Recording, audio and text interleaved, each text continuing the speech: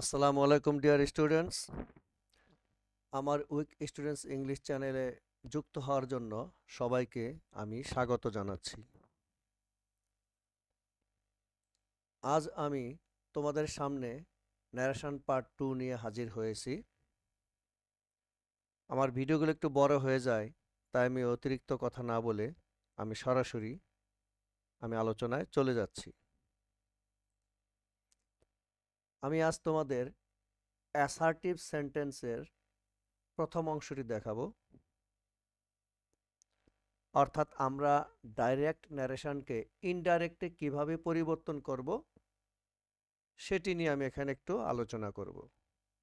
তোমরা সবাই মনোযোগ দিয়ে শুনবে, তাহলে আশা করি ইনশাল্লাহ তোমাদের ন্যারেশনের দুর্বলতা চলে যাবে। হ্যাঁ, যখন আমরা ডাইরেক্ট ন্যারেশনকে ইনডাইরেক্ট করব, সর্বপ্রথম আমরা খেয়াল করব যে রিপোর্টিং ভার্ব রয়েছে, অর্থাৎ যে কথাটা যে বলেছে সেই সাবজেক্টটিকে প্রথমে আমরা লিখব। তাহলে দেখো, এই যে সেন্টেন্সটি ছিল, the student said I think the city is beautiful. এখানে রিপোর্টিং ভার্ব হচ্ছে দি স্টুডেন্ট সেড, এটি সাবজেক্ট হচ্ছে দি স্টুডেন্ট, এই যে এখানে এটি লিখলাম। এবার যে তোমরা জানো যে সেন্টেন্সটি যদি অ্যাসার্টিভ হয় তাহলে সেড, এই সেডেই লেখা যায়। আর যদি সেড টু থাকে তাহলে আমি টোল্ড লিখতে বলেছি। এবং এখানেও তুমি ইচ্ছে করলে তুমি সেড আছে এখানে টোল্ড লিখতে পারো এবং একটি অবজেক্ট লিখতে পারো।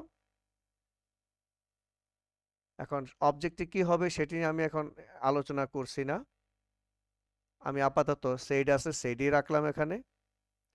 এবং দুইটি অংশকে যুক্ত করার জন্য সরাসরি এখানে দুইটি যুক্ত করার জন্য দ্যাট ব্যবহার করা হলো।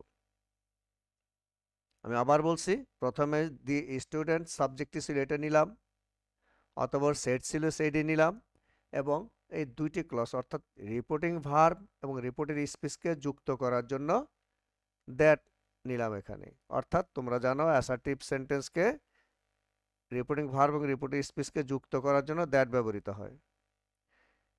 এবার আসি, রিপোর্টের স্পিচের সাবজেক্ট ছিল আই। হ্যাঁ, এখানে যদি আই থাকে অথবা ফার্স্ট পারসন অন্যান্য যে প্রোনাউনগুলো থাকে, তাহলে সেইটি কিন্তু অবশ্যই এই যে রিপোর্টিং ভার্বের সাবজেক্ট আছে এই সাবজেক্টকে বোঝাবে। অর্থাৎ এ আই এবং এখানে দি স্টুডেন্ট একই ব্যক্তি। তাহলে আই যেহেতু সাবজেক্ট, এখন দি স্টুডেন্টের সাবজেক্টে আমরা এখানে লিখব, দি স্টুডেন্টের সাবজেক্ট হচ্ছে হি। এবার আমাদের ভার্ব পরিবর্তনের পালা। এখানে ভার্ব হচ্ছে থিঙ্ক, এইটি V1। তোমরা জানো V1 হলে V2 লিখতে হয়, তাহলে থিঙ্কের V2 হচ্ছে থট। দেখো, এবার এখানে অবজেক্টটি ছিল দ্য সিটি, এটি হবে। এই সেন্টেন্সে আরও একটি ভার্ব রয়েছে ইজ, ইজ হচ্ছে এখানে V1 আর V2 হবে ওয়াজ, তাহলে হলো ওয়াজ। এবার বাকি ওয়ার্ড যা ছিল তা বসবে। আমরা যদি দ্বিতীয় সেন্টেন্সটি দেখতে যাই, এখানে রিপোর্টিং ভার্ব হলো the student said to the teacher. তাহলে এখানে দেখো the student R said to আছে, যে তোমরা জানো সেড টুর পরিবর্তে টোল্ড হবে। আর এখানে টিচার আছে object, the student told the teacher হবে এখানে দি স্টুডেন্ট, এবার সেড টুর পরিবর্তে টোল্ড অতঃপর দ্য টিচার, এবং এই দুটি অংশকে যুক্ত করার জন্য দ্যাট বসলো এখানে। তাহলে আবার দেখো আই স্টুডেন্টকে বুঝিয়েছে, এটার জন্য হবে হি। আর এম যেহেতু V1 আর V2 হবে ওয়াজ। এবার ফ্রম প্রিপোজিশন চেঞ্জ হবে না, জাপান একটি নাউন চেঞ্জ হবে না, এটা অপরিবর্তিত অবস্থায় বসবে। পরের সেন্টেন্সটি দেখো, we want to go to an excursion sir, the students said to the headmaster। এখানে দেখো রিপোর্টের স্পিচটি আগে বসেছে আর রিপোর্টিং ভার্বটি বসেছে সেন্টেন্সের শেষে। কিন্তু উত্তরের বেলায় মনে রাখবে এই প্রশ্নে রিপোর্টিং ভার্ব যেখানেই বসুক না কেন, উত্তরের বেলায় অর্থাৎ যখন আমরা ইনডাইরেক্ট করব তখন কিন্তু এটিকে আগে এনে বসাতে হবে। তার কাছে ছিল দি স্টুডেন্টস, এবার সেট টুর পরিবর্তে টোল্ড ব্যবহৃত হয়েছে। এবার এখানে অবজেক্ট ছিল দি হেডমাস্টার, সেটিও হয়েছে। এবার দুইটি অংশকে যুক্ত করার জন্য অর্থাৎ রিপোর্টিং ভার্বের সাথে এই রিপোর্টের স্পিচটাকে যুক্ত করার জন্য দ্যাট বসেছে। অতঃপর এখানে সাবজেক্ট ছিল উই। উই বুঝিয়েছে কাকে?